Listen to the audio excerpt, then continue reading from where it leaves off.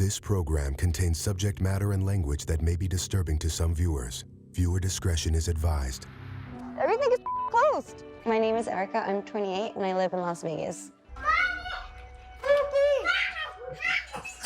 Recently, I moved back in with my parents, 2 of my siblings, and my 3-year-old daughter, Iris. Erika's the oldest of the 4 siblings. She's always trying to comfort people and make them food. She's super sweet. I have a pretty normal home life. Only difference is that I use cocaine, heroin, and Xanax. On top of whatever else Erika's taking, she's also prescribed methadone. I don't think Erika will admit to me that she's using more than Xanax. It's only a matter of time before she comes up with a mixture of things that could be deadly for her, which is really the scary part for me. I pay for drugs sometimes. Erika sells nude photographs of herself. I've noticed she's lost a few teeth. Her skin isn't looking as good as it was. She's also lost a lot of weight, and I don't think she realizes how obvious it is to everyone else. Anytime I see a picture of Erika when she was younger, it makes me sad. Seeing how she is today. Growing up as the firstborn to traditionally Mexican parents was a lot harder on me than my siblings just because my parents were super strict with me. He kept asking me to sneak out to see him, and I eventually decided to just lie. And I went to his house, and he took advantage of me. I was definitely shocked by what happened because I thought we were both kids, you know, but he was just stronger than me. And do you know of any sexual abuse when Erika was a child or a teenager? I don't remember any sexual abuse happening to Erika. I couldn't tell anybody because I wasn't even supposed to be there. So after I was raped, I just started keeping to myself a lot more. But after 2 years, I started having a lot of anxiety and depression, and I thought that telling someone that I trusted would help me cope with that, so I decided to tell my mom.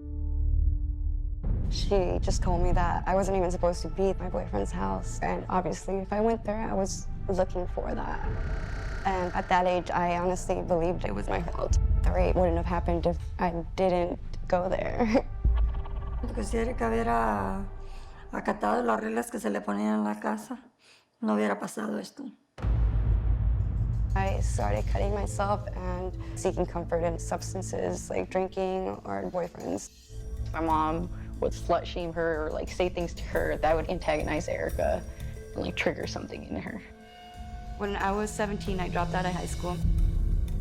I started managing a vitamin store, and I was determined to make my own life, but my parents still wanted me to stay in the house and have their eye on me.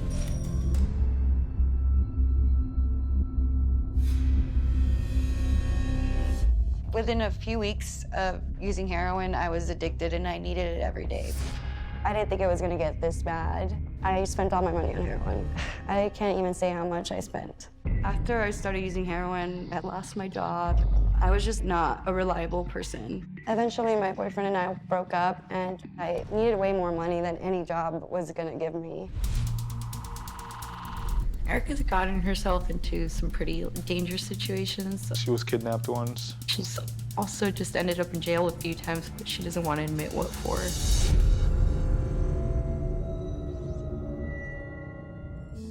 When I found out I was pregnant, I knew I had to stop using, and so I got on methadone. When Iris was born, she immediately became my whole world. Erika was able to stay clean. She could be a part of the family again. She was a great mother. I think she was just really in love with her child. Once Iris was born, my mom and Erika had a better relationship. They were really close for that period of time. Being sober helped me see things in like a new light, and I started seeing different problems with the relationship with Iris's dad. He was really just triggering me. When Erika moved back into the family house, at first she was still doing good. Iris! I was trying to get a job. I was taking care of my daughter every day and trying to find an apartment. Tag, I already got you! And then the coronavirus hit. The methadone clinic started limiting their hours, and it was just stressful thinking that one day they would just be closed. Me and my siblings had to quarantine with my parents. After a while, my mom started accusing me of using again, even though I wasn't, and it just started reminding me of when I was younger, and I would get accused about things I wasn't doing. There was so much tension in the house during quarantine that I couldn't even visit anymore. Being at home with my mom all the time started getting really stressful, so I started using Xanax with my methadone. And it was around June of 2020 when I started using heroin again. It just feels like I lost my best friend. Oh, he's here, my dealer. I'll watch it. Damn it. Here, let's go. Fine. Because you were not gonna stay, I know you. No, it's fine. Now that Erika's on drugs, she's just worried about her addictions. She's just focused on herself. I'm just gonna go meet my dealer right now and pick up some black. I don't think Erika realizes like, the dangerous position she puts Iris in. Hey, babe, get down real quick. Because yeah. She's going down a really dark path. All right, we're good. I got it. Okay, Grandma's gonna give you some soda. I'll be right back down. When I go upstairs with John, my mom just thinks we're like mean girls doing our hair. But we'd also like to smoke. I don't think Erika would be able to care for Iris without like the support of my parents. My mom takes care of Iris like 80% of the time, and Erika doesn't really do much. Erika is embarrassingly open about her Xanax use. I just feel like you need to probably stop taking them and definitely stop asking people on the internet for Xanax, because it's not a good look. I know it's not a good look, but it helps me relax. I do think she's using heroin again, but I've never gotten a confirmation from her. So basically, someone just texted me and they... Oh, yeah? Yeah, it's just top loose shot. You want me to help you? Yeah, obviously I can't do myself. Okay. Our mom has no idea that while she's downstairs taking care of Iris, Erika is upstairs taking nude photos just to fund her addiction. You know what's too. My parents don't really understand addiction. I think it's like cultural, honestly. Us siblings have had to like step in because I feel like if it was up to my parents, they would probably just put it off and like ignore it and pretend it doesn't exist. I've learned from the producers that your daughter actually is using heroin in the home.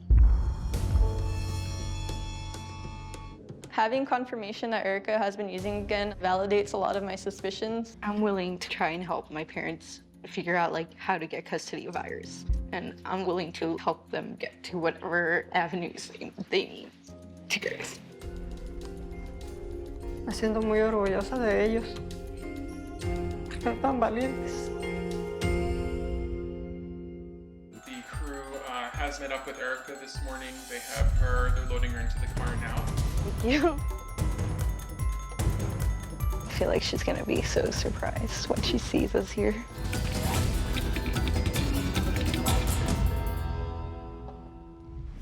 Hey. Oh, hey. What are you doing? Nothing. Just interviewing. Oh, you did yours already? Yeah, We asked them to. actually. We want you to come down here and like talk to us. Okay. How's it going? Good, good. I'm gonna have a seat. Dear Erika, when we were growing up, I always looked up to you. You were the coolest and most caring sister that anyone could ever ask for. Once you started using, our relationship somehow became secondary to your relationship with opiates. And it's still hard for me to go every day knowing I no longer have my best friend. I know that you're capable of getting better, and I want Iris to see how caring, attentive, and capable you can be as a mother before she grows older and is able to recognize what's going on. Not.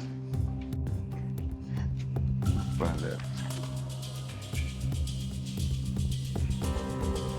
No puedo hablar. Yo no puedo leerlo. Erika, sé que es un pasado, peleábamos, pero soy tu mamá y te quiero mucho. Nosotros, espero aproveches esta oportunidad. No te preocupes por Iris, que yo la voy a cuidar muy bien. Por las veces que te he ofendido, te hablé grosero, te pido disculpas. Te quiero mucho, más de lo que tú piensas. Thank you, thank you. So Erika, we have an amazing program that we have for you. It's called Maple Mountain. Are you willing to accept the treatment, dear? How long is it gonna be for? It's up to a 90-day program. Can my daughter go visit me ever? They have a great family program too, so they'll definitely be making arrangements with you. And actually, we have the car waiting outside for you to go, dear. Right now? Yes. Sí. Sí, amiga. Yeah. Tell mom and dad, say that, tell them. Oh my gosh, give her a hug. Thank you so much. I was super relieved when Erika said yes, just because I hope her and my mom can build this like healthy, strong relationship and help raise Iris. Y gracias por aceptar esta ayuda para que estés bien todos.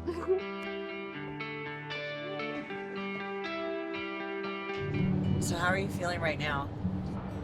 I don't know. I just hope I can get better. It's the only thing I really want is to be better. I'm really excited to see Iris today. I haven't seen her in almost 3 months. Hey, hola, papi. Hi. Oh my God.